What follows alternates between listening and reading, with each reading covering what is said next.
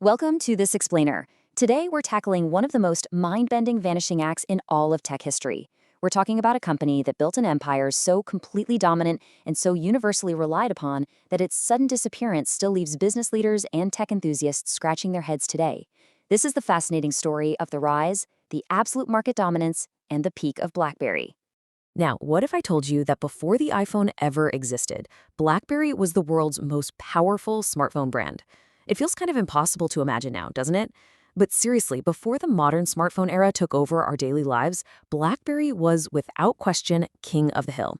And we aren't just talking about a trendy gadget here. We are talking about a device that presidents of nations, Fortune 500 CEOs, A-list celebrities, and literally millions of everyday professionals depended on every single day. If you were doing important work, you were doing it on a BlackBerry. So in this explainer, we're going to hit three crucial questions. How did BlackBerry become the undisputed smartphone leader? Why on earth did one of the world's biggest tech companies lose almost everything? And what specific mistakes opened the door for Apple and Android to completely dominate? Okay, let's dive into this. Section 1. Birth of a wireless giant. To really understand the fall, we've got to look at where it all began. And the story starts way back in 1984. Founders Mike Lazaridis and Douglas Fragan created a company called Research in Motion, which you probably know as RIM. Throughout the early 90s, RIM was quietly pioneering early wireless technology, laying all this complex groundwork for what was coming. But it was in the late 90s that they pulled off an absolute technological masterstroke: secure mobile email. For the very first time, you didn't have to be physically tethered to some bulky desktop computer just to get critical messages. And let me tell you, that single invention was nothing short of revolutionary for business users. The ability to securely send and receive emails on the go, it fundamentally changed how business was done forever. Suddenly, professionals could fire off communications from the back of a taxi, riding the train, or just walking down the street. It totally broke the chains of the traditional office, giving early adopters this massive competitive advantage. Section 2. Becoming a status symbol. Now, what's really interesting about this slide is how BlackBerry didn't just stay a handy utilitarian tool. It became an absolute cultural and corporate necessity, and it was all fueled by a winning trifecta. First up, the physical keyboard. It was incredibly tactile, super efficient, and let professionals bang out long emails with zero errors. Second, BBM, or BlackBerry Messenger. This was an exclusive, instant communication network that connected users in a way that felt entirely new and fiercely tribal. And third, unmatched security features. RIM basically built a lockdown infrastructure that guaranteed your private data actually stayed private. Those three specific features, the keyboard, BBM, and that ironclad security, led directly to massive, widespread adoption by huge global institutions. Enterprise customers, high-level government agencies, and massive corporate entities were literally buying these devices in bulk for their employees. Carrying a BlackBerry wasn't just about having a phone anymore. It signaled to the entire world that you were an elite professional. And well, it also basically guaranteed you'd be secretly answering emails under the dinner table. Section 3. The Golden Years. This massive wave of corporate and government adoption ushered in a time when the company appeared, honestly, completely invincible. They became the undisputed #1 market leader. Their global expansion was just incredibly rapid, sweeping across continents like wildfire. They were hitting record sales quarter after quarter, year after year.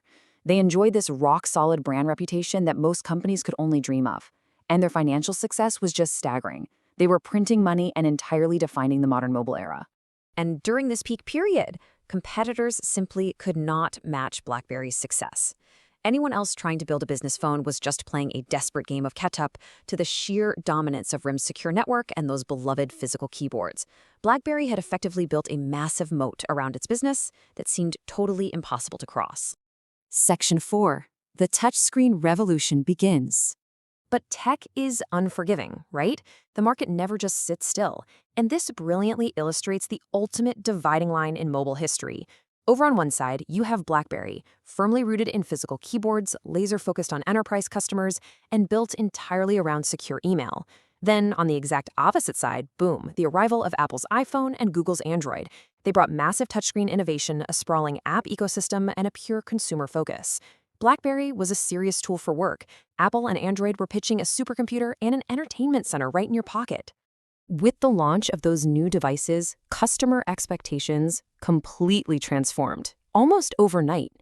People no longer just wanted to send emails securely. They wanted to browse the full internet, play games, download a million diverse applications, and swipe around on beautiful touchscreen interfaces.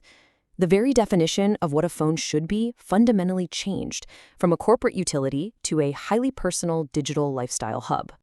Section 5. The first warning signs. So, how did the smartphone giant react to this wild new world? Well, that brings us to their initial strategic vulnerabilities. First, they had a really slow response to touchscreens, kind of assuming they were just a passing fad or inherently inferior for typing. On top of that, they held this extreme, unshakable confidence in their physical keyboards, fully believing their core users would literally never give them up. Compounding this, they fundamentally underestimated these new competitors, basically viewing them as shiny consumer toys rather than serious enterprise threats. And finally, they started facing massive internal strategic challenges as the leadership debated how or even if they should pivot. Now, it is absolutely crucial to point out that this wasn't just simple incompetence or accidental negligence. These were calculated strategic business decisions. The leadership at RIM was making very rigid, deliberate choices in an attempt to protect their highly lucrative core enterprise base. They didn't want to alienate the government agencies and CEOs who relied on their specific hardware just to chase some shiny consumer trends. But in doing so, they completely locked themselves into a rapidly shrinking corner. Section 6. The blind spot. These initial warning signs, which honestly were just born from a desire to protect their legacy, were only the beginning. They formed a massive corporate blind spot that would lead to one of the most stunning unravelings in all of business history. And guys, we've only just scratched the surface of this corporate thriller. In part 2 of this Explainer series, we are going to dive deep into the fallout. We'll explore BlackBerry's biggest fatal mistakes. We'll break down exactly why Apple and Android were able to pull so far ahead, examine those crucial final leadership decisions that sealed RIM's fate, and look at the heartbreaking decline of BBM. Most importantly, we're going to extract the vital business lessons from this story that every single entrepreneur and investor absolutely needs to know. Until next time, I want to leave you with this final thought. Think about a company that had all the money, all the market share, and literally the smartest engineers in the world. How does an invincible tech giant let the future slip right through its fingers? Join us in part 2 to find out. Welcome to this Explainer. Today, we're diving right in to conduct a complete documentary-style corporate autopsy. We're looking at what's honestly one of the most fascinating business stories of our lifetime. I mean, we're talking about the meteoric rise, the dramatic, almost unbelievable fall, and then the highly surprising rebirth of a global tech giant. Yep, we're talking about BlackBerry. So how does an industry giant just lose it all? Think back to a time when a BlackBerry wasn't just a mobile phone, it was an absolute status symbol. Remember the term crackberry? That was a real cultural phenomenon because people literally could not put them down. They had total, unquestioned market dominance. And then, seemingly out of nowhere, the iPhone and Android enter the arena, and boom. The entire landscape of global communication shifts overnight. How exactly did the undisputed king of smartphones get knocked completely off the board? Let's figure it out. Section 1. The end of an era. Okay, let's dive into this. The speed of this downfall is just truly cinematic. Look at 2007. BlackBerry is at its absolute peak dominance. They are the gold standard for government, enterprise, and everyday consumers. But right there in that very same 2007-2008 window, Apple launches the first iPhone and Google rolls out Android. Now, initially, BlackBerry executives actually dismissed these glass rectangles as toys. They thought, oh, they have terrible battery life, who'd want that? But as we move into the 2010s, you see the brutal consequence of that arrogance. It was a rapid, terrifying market share decline. I mean, an absolute freefall. Fast forward to the present, and there's been a complete shift in the market and within the company itself. They went from fighting off competitors to fighting for their very survival. Section 2. BlackBerry's fatal mistakes. So the crucial point here is that the cause of death wasn't a single fatal blow. It was more like a cascade of internal system failures. First up, they heavily delayed adopting touchscreens. They were just stubbornly clinging to those beloved physical plastic keyboards. Second, they had a remarkably weak app ecosystem right at the exact time when "there's an app for that" became a global mantra. Third, their software innovation was incredibly sluggish, especially compared to iOS. Fourth, they completely ignored how the market was changing. People were shifting from IT departments buying phones in bulk to everyday consumers buying phones for fun and entertainment. And backing all of this up, agonizingly slow internal decision-making. They simply could not pivot when the alarm started ringing. And this brilliantly illustrates the core disconnect that ultimately doomed their smartphone business. See, BlackBerry kept building highly secure hardware keyboard devices optimized primarily for sending corporate email. But by 2010, consumers actually wanted sleek touchscreens. They wanted rich, expansive app ecosystems. Consumers were essentially demanding full-fledged pocket computers for games, social media, and taking photos. But BlackBerry was entirely obsessed with enterprise email, making them completely blind to this massive new consumer appetite. Section 3. The Smartphone Revolution.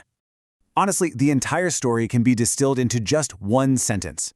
User-friendly design and consumer-focused innovation won the war. Apple and Google didn't try to win over corporate IT managers with slightly better security protocols. No, they bypassed the IT managers entirely. They went straight to the consumer.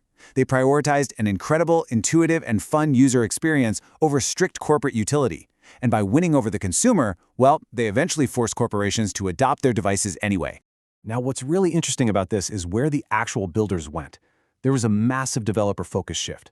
While developer interest in BlackBerry was incredibly low, the Apple App Store and Google Play, they were off the charts.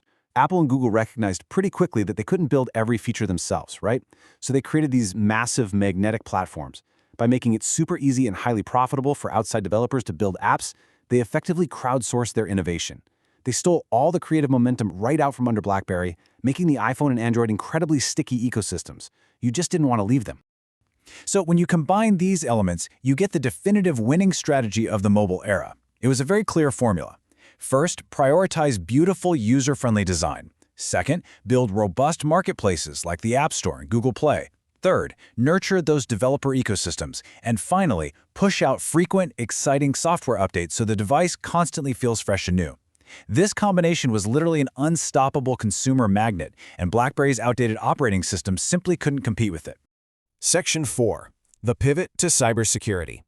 Let's move to the recovery, because watching how this builds is fascinating. The recovery was incredibly painful, and it had to happen in grueling phases. Step 1, they tried to modernize with the BlackBerry 10 operating system, but honestly, it was too little, too late. So Step 2, they tried making new devices. They even released an Android-powered BlackBerry, but that didn't move the needle either, which brought them to Step 3. They finally realized they couldn't go it alone and formed strategic partnerships. And all of that struggle finally led to Step 4, the great realization. They had to pivot entirely away from manufacturing consumer hardware and shift their focus strictly to enterprise software. Which leads us perfectly to their new successful identity, enterprise cybersecurity. This basically means protecting corporate networks, devices, and data from advanced digital threats. And guys, this is how BlackBerry survived.